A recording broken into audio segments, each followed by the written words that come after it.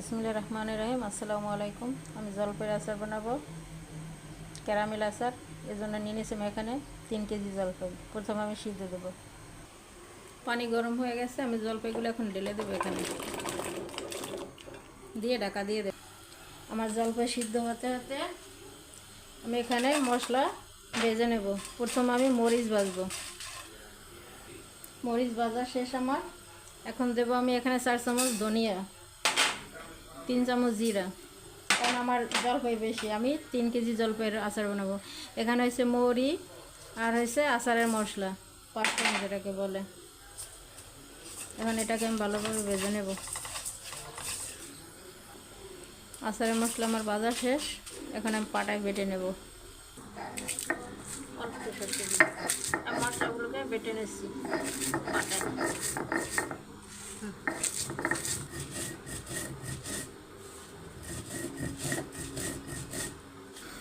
মশলা করতে করতে আমার জলপাই সিদ্ধ হয়ে গেছে, একদম পারফেক্ট। এই যে ফেটে গেছে। এখন আমি নামাইয়ে নেব। এখন আমি নামিয়ে পানি ছেঁকে নেব। সব জলপাইগুলো আমি সিদ্ধ করে পানি ঝরে নিছি। এই দেখেন, এখন আমি সব জলপাই থেকে বিচি ছাড়িয়ে নেব। আমি সব জলপাই বিচি ছাড়িয়ে যেটা দিয়ে সুন্দর করে মেশ করে নিছি। এই যে দেখেন কতটা সফট হয়েছে। জলপাইটাকে আমি সুন্দর করে মেশ করে নিছি। আমি আচার তৈরি করার জন্য ক্যারামেল বানাবো। এখানে নিছি প্রায় 1.5 বাটি চিনি। চিনিটাকে সুন্দর করে ক্যারামেল বানাবো।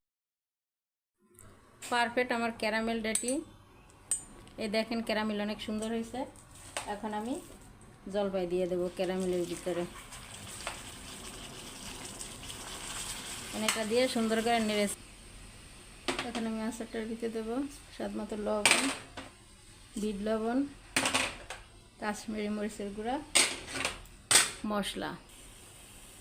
আমি যে আচারের মশলাটা বানিয়ে নিয়েছিলাম সেটার থেকে এখান থেকে হাফটা দিয়ে দেব। এখন ভালো করে নেড়ে। আমার আচারটা একদম পারফেক্ট। এই যে হাতে নিলে একবারে নাড়ুর মতো হয়ে যায়। এই যে একদমই হাতে লাগে না।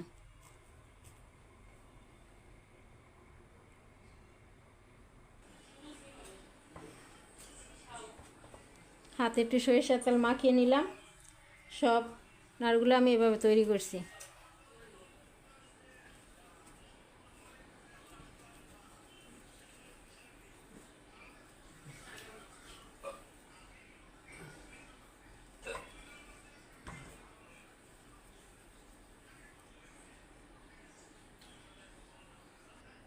এখানে আমি চিনি নিয়েছি 1 কাপ। আর যে আমি মশলাটা বানিয়ে নিয়েছিলাম সেইটা একসঙ্গে এখন মিক্সার করব। তারপরে দেব 1 চামচ বিট লবণ। এটাকে আমি সুন্দর করে নেড়েচেড়ে মিশিয়ে নেব। তারপর আমি নাড়ুর সাথে এটা মিক্স করব। তারপর দেখেন কেমন দেখা যায়। মশলাটা আমার বানানো শেষ।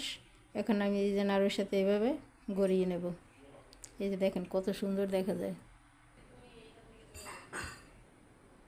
এই যে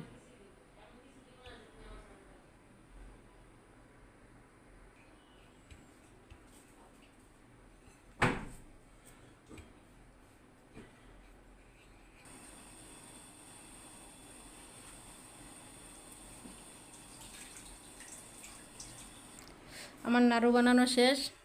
যদি আশা করি আপনাদের ভালো লাগছে ভিডিওটি। যদি ভালো লাগে আমার চ্যানেলটিকে সাবস্ক্রাইব করেন, আমার ভিডিওটি বেশি বেশি করে শেয়ার করেন,